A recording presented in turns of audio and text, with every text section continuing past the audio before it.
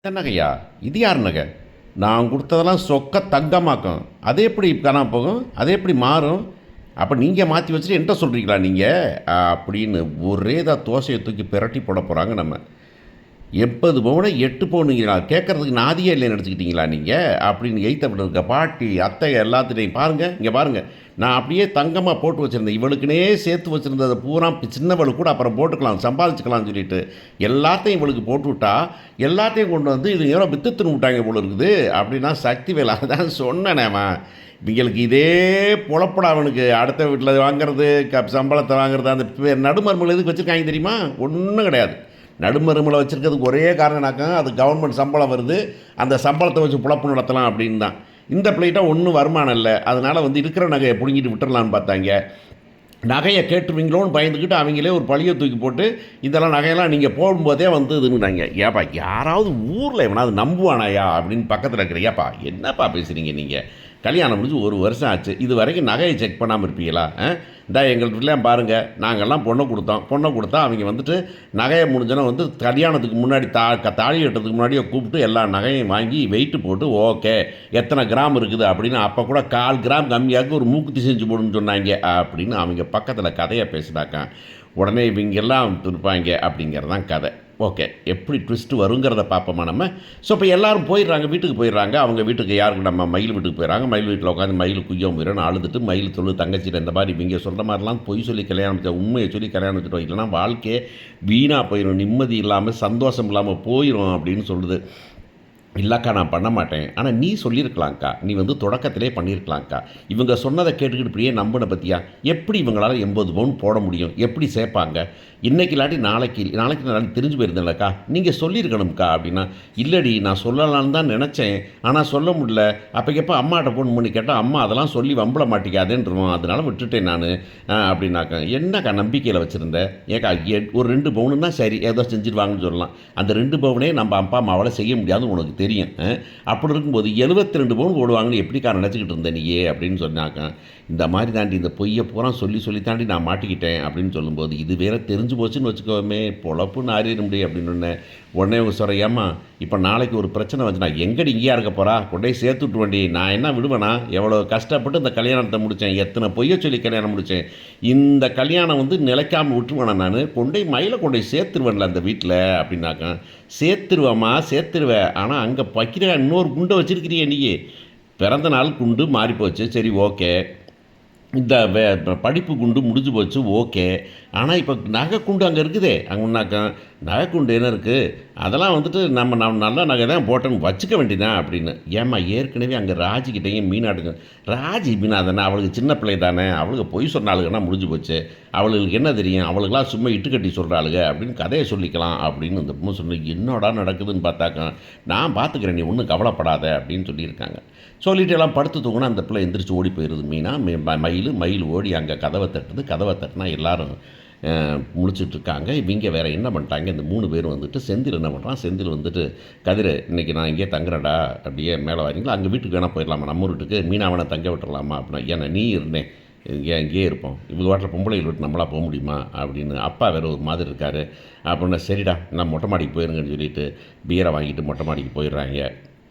போய் போடலாம்னு நினைக்கும் போது அங்கே கீழே ஒரே சத்தமும் சவுண்டுமா இருக்குது. என்னான்னு பார்த்தா மாமான்னு ஒரு கதவை தட்டுது. அங்கே கதவை திறந்து ஏய் எதுக்கடி வந்த நீயே அப்படின்னு கோமதி. எதுக்கடி வந்த நீயே? என்னதுக்கு இங்கே வந்திருக்கிற? எங்கே உங்கள் அப்பா அம்மா அங்கே தள்ளி விட்டாங்களே, உங்கள் அப்பா அம்மா வீட்டு வரையும் கூப்பிட்டு போய் அங்கேருந்து விரட்டி விட்டாங்களா? அதானே சோறு போடுறதுக்கு வழி இருக்காதுல்ல அவங்களுக்கு, அது அவங்க சோறுங்கிறதுக்கே வழி இல்லை, வக்கத்தை பயிலுங்க அவங்க அனுப்பிவிட்டாங்களா இங்கே அப்படின்னு. இல்லைத்த நான் வந்து இந்த வீட்டை விட்டு போக மாட்டேங்கி தான் என் வீடுத்த, நான் அந்த மூலையில் ஒதுங்கிறேன் அப்படியே ஒரு இடம் கொடுத்தா முடக்கிக்கிறேன் அப்படின்னு அந்த பிள்ளை சொன்னாக்கா. ஐயோ இதெல்லாம் ஆகிறது இல்லைம்மா, நீ ஒன்றும் வர வேண்டாம், நீ கிளம்பு நீ அப்படின்னாக்கா. இல்லை முடியாது நான் எங்கேயும் போக மாட்டேன் அப்படிங்க. உடனே பிடிச்சி இவங்கெல்லாம் போயிட்டு மீனாவெல்லாம் வந்து சொல்ல நீ வெளியே பிடிச்சிக்கண்டி அப்படின்னு பிடிச்சிக்க சொன்னாங்க. அதுங்காட்டி இந்த பசங்கள்லாம் கீழே வந்துடுறாங்க. வந்தோடனே சரவணை செவிலில் பொடின்னு ஒரு போட்டலாம். இவங்கெல்லாம் டேய் ஏன்டா அப்படின்னு சொல்கிறாங்க.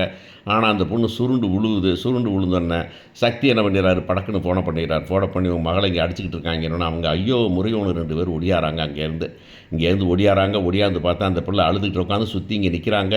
மீனாவுக்கும் இதுக்கும் ஒன்றும் பண்ணுறதுன்னு தெரியல. அந்த வந்துருக்காங்க. இந்த பிள்ளை வந்துட்டு குழலி வந்துட்டு சத்தம் போடுது, ஏண்டி வந்து உசுரை வாங்கி தொலைகிற, போய் தொலைய வேண்டியதானே, எதுக்கு ராத்திரியில் வந்து எங்கள் உசுரை வாங்குற, எய்த்த வீட்டு மானத்தை வாங்குறதுக்கா நீங்கள் அப்படின்னு சொல்லும்போதே அவங்க வந்துடுறாங்க. வந்து ஐயோ என் பிள்ளையை அடித்து போட்டாங்களே அப்படின்னு ஒரே கதறி, உங்களெல்லாம் சும்மா விடமாட்டேன், ஏன் மயிலு இங்கே வந்த நீயே அப்படின்னாக்கா, நல்லா கேளு, அனுப்பி விட்டு பின்னாடியே வரியாக்கு நீயே அப்படின்னாக்கா, ஏய் நான் வந்துட்டு என் மகளை வந்துட்டு பொருளார வச்சுருந்தேன், அது வந்துருக்குது, அதுவாக வந்து அந்த வீட்டை விட்டு இருக்க மாட்டேன், உன்னை விட்டு இருக்க மாட்டேன், என் மாப்பிள்ளையை விட்டு இருக்க மாட்டேன்னு வந்திருக்குது அப்படின்னு சொன்னாக்கா, அதெல்லாம் ஆவறதில்லை, நீங்கள் போங்கண்ணா, நீங்கள் அப்படிலாம் போகலாம் விட மாட்டோம் நாங்கள், நான் சும்மா விட்டுருவேன் நினச்சிக்கிட்டு இருக்கீங்களா, எல்லாத்தையும் பிடிச்சி உள்ளே வச்சு விடுவேன் அப்படின்னு சொல்லும்போது தான் மீனா வந்து சொன்னாங்க, ஏன் கொஞ்சம் பொறுக்கல நாளைக்கு இருந்து பேசுங்க, நீ எல்லாம் சேர்ந்தாண்டி இந்த வம்புழுத்து இருக்கிறீங்க, நீங்கள் 2 பேர் இந்த வீட்டில் நல்லா ஆளணும், என் மக வந்துட்டு இப்படி பிச்சைக்காரியாக திரியன்னு நினச்சிங்க, கொஞ்சம் முடியலன்னா விரட்டி விட்டீங்களாடி நீங்கள் அப்படின்னு சொன்ன உடனே கொடுப்பாயி இந்த பிள்ளை வந்துட்டு சரி நான் வந்துட்டு இந்த எத்தனை பொய் தான் சொல்லுவீங்க, நீங்கள் எத்தனை பொய்யை சொல்லுவீங்க, அந்த நகை பொய்யை சொல்லட்டுமா, என்ன நகை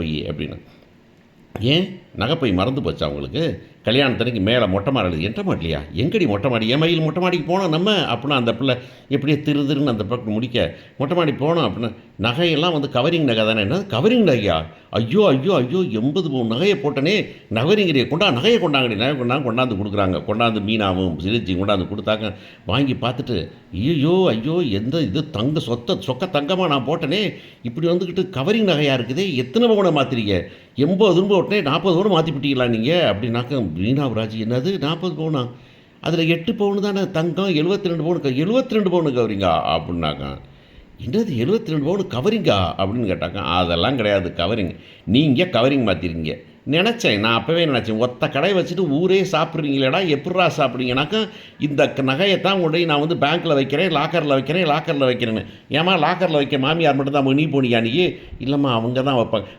லாக்கரில் வைக்கிறேன்னு 5 பவுனாக எடுத்து திருடி தின்றுருக்கீங்க நீங்கள், அதோட குடும்பமே விளங்குமா இது அப்படின்னு சக்தி சொல்கிறா, இதுனா பெரிய ஃப்ராடு பைய குடும்பமாக இருக்குது, போய் ஜெயிலில் போடுங்கடா பாண்டியா, நீ இதெல்லாம் இப்படி சோறுதிங்கணுமாடா நீயே அப்படின்னு அங்கேருந்து கேட்க, உடனே இந்த அம்மா சொல்லுது, இதெல்லாம் கிடையாது மீனாவும் ராஜியும், என்னங்க இப்படி சொல்கிறீங்க நீங்கள், அன்றைக்கி மீனா மயில்கிட்ட சொல்லிக்கிட்டு இருந்தீங்கல்ல, இப்படி வந்துட்டு தெரிஞ்சு போயிருந்தா அது என்ன பண்ணுறதுனாக்கா, ஐயோ அவளுக்கு தெரியாமல் பார்த்துக்கணும்னு சொன்னீங்க, நான் தான் கேட்டுவிட்டோம்ல, அப்போ சொன்னதுக்கு என் மக வாழ்க்கை நீங்கள் என்னது ஓங்கையை பிடிச்சனா, ஏண்டி எல்லாம் ஒரு ஆள் உன் காலை பிடிச்சி கையை பிடிச்சி கெஞ்சுவே நினச்சிக்கிட்டு இருக்கியா அப்படின்னு, அதெல்லாம் ஆவறதில்லை, 72 பவுன் நகை எடுத்து வைக்கணும் நீங்கள் அப்படின்னாக்கா, பக்கத்தில் இருக்கவன்லாம் ஏப்பா எப்படி தாப்பா என்னப்பா லாக்கரில் வச்சுங்கிறீங்க, அடகு வச்சுங்கிறீங்க, நீங்கள் தான் நகையை பார்த்துருப்பீங்கல்லப்பா, நகை எப்படிப்பா நீங்கள் வந்து 80 பவுன் நகை தங்கம் பார்க்காமே வாங்கியிருப்பீங்க, ஏதோ வாங்கிவிட்டு என்னப்பா பாண்டியா என்னையா இப்படி நடக்குது அப்படின்னு கேட்டாக்க, இவன் அப்போ கேட்குறான், அவன் ஃப்ராடு பையா, அவன் இப்படி தான் ஊரை முடித்து முள்ளா பொறிச்சு திங்கிறதுக்குனே இந்த குடும்பம் திரிகிறாங்க,